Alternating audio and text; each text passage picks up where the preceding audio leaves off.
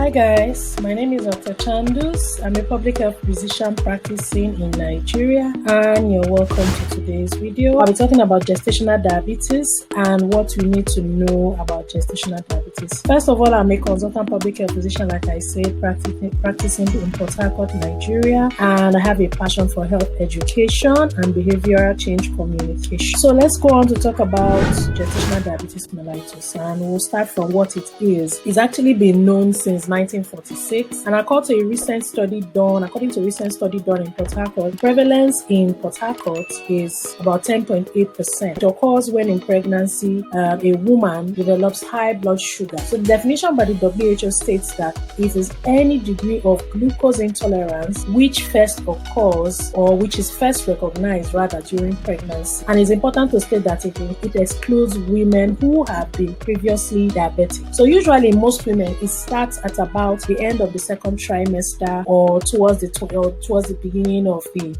towards the third trimester. So usually it occurs between 24th and 28th week of a woman's pregnancy. The next question someone will ask me is, does the fact that I have gestational diabetes now in this pregnancy mean that it was probably there and it was not diagnosed? Maybe because I'm pregnant and now we do a lot of tests and it's been picked up. Well, I must say that the fact that you've had it now, or you're having it now, does not mean it was previously there. Remember, we said that it starts from the 24th or 28th week. So any woman who has diabetes before this window was probably diabetic before now. However, it increases your risk of having diabetes in the future, or the risk of your child having diabetes in the future. And it also adds more to the risk of complication for you and your baby during pregnancy and delivery. We know in science that there are complications that occur due to high blood sugar. So in second trimester of pregnancy, a lot of hormones are produced, and usually most of the changes that occur in pregnancy occur to make the baby more comfortable, or to make the baby survive and thrive, to have enough nutrients, or have what it needs to grow and survive as a healthy human baby till it's born. Usually, because of the hormones that are produced, some from the placenta, we find that the woman's body becomes resistant to insulin, and this is all to ensure that you have more circulating blood glucose for the baby to take advantage of, to grow. This means that the woman has more. This could mean that the woman will have more glucose in her system, which will ultimately be available for the baby. Now, ordinarily, most women are able to balance this out and then go on to have a normal diabetes-free pregnancy. But for some reason, some women are not able to balance this out and then come down with gestational diabetes mellitus. Who is at risk of gestational diabetes? The first risk factor is family history. Women who had first-degree relatives who have a history, or who have had diabetes mellitus, father, mother, brothers and sisters, women who are obese, women who had big babies in their previous pregnancy, babies over 4 kg, women who have had unexplained stillbirths, who have lost their babies, and women that's in pregnancy. Increased maternal age, women who are of African ancestry or Native American ancestry, women who have had, the more you have babies, the more your risk increase, women who had gestational diabetes in the last pregnancies, women who have multiple pregnancies like twins, triplets, quadruplets, women who are on steroids for any reason, for treatment. How would a woman know that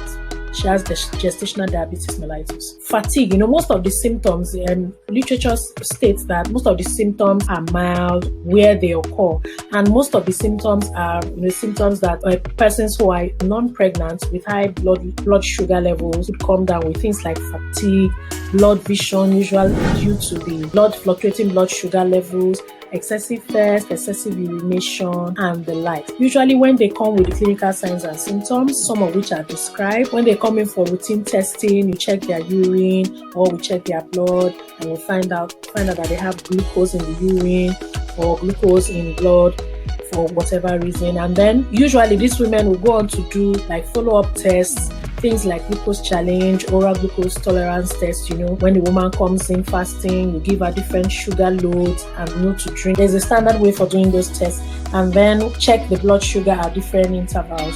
And then when we find that she has elevated blood sugar level, the diagnosis is made. I'm not going to bore us with these figures, but these are the laboratory values for which we'll say a woman has gestational diabetes. Treatment is either through the use of oral hypoglycemic agents, and here the woman is taught how to measure her sugar before and after meals, how to take insulin, and where she will take oral hypoglycemic agents which reduce blood sugar, what to do when her sugar is low, what to do when her sugar is high. She's taught all those things. So we'll talk about basic healthy eating for such women.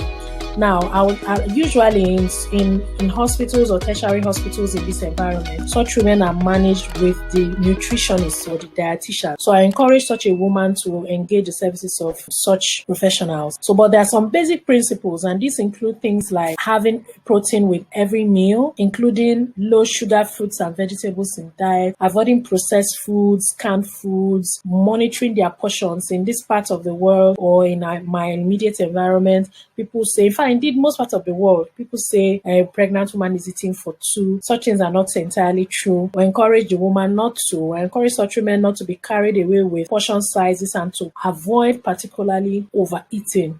To pay attention to their carbohydrate, proteins, and fat, because usually where a woman is not able to balance, especially her carbohydrates, find that she begins to have spikes in sugar level. So as much as possible, take whole grain meals like brown rice, low sugar, and then take low sugar fruits. Avoid as much as possible fast foods, alcoholic beverages, baked foods like muffins, donuts, and cakes. I know in this environment where our women go for antenatal, usually they sell all these cakes, donuts, and all that. So as much as possible, we want our mothers, our pregnant women to avoid these things. Pregnant women with diabetes, especially sugary drinks, very starchy foods like rice, white pasta, granola bars, sweet sugary granola bars, sweetened oatmeals, and cereals. Thank you for sticking with me till the end of this recording. Remember to follow me on my different social media platforms. I'm on Facebook as Dr. Chandos, Twitter is banned now, YouTube as Dr. Chandos TV. Please remember to like and subscribe to this video and share it with as many women that you think would need this video. So thank you for sticking with me, and see you in my next video.